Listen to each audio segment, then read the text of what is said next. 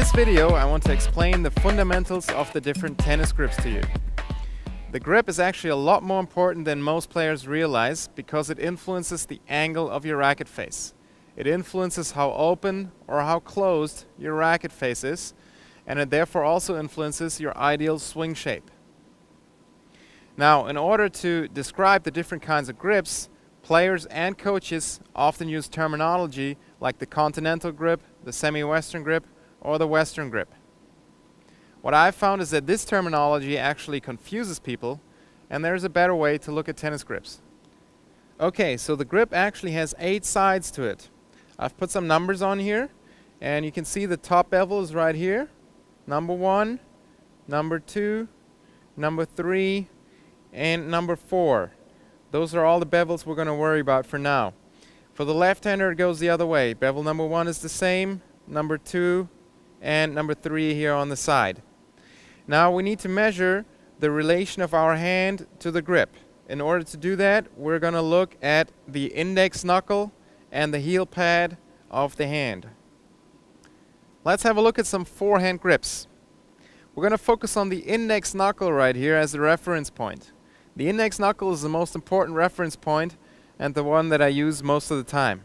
Usually if you get the index knuckle right, you don't have to worry about the heel pad. What you can see here is that my index knuckle is on bevel number 3, which is often called an Eastern forehand grip. Okay, if I move down a little bit further, right now I'm on 3.5, which is the edge between 3 and 4. Going down even further to number 4, I'm now at what's often called a semi-western grip.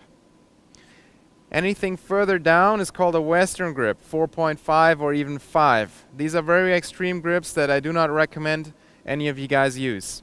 Ideally, you want to stay in the 3 to 4 range with your forehand grip. Anywhere in between there should be fine.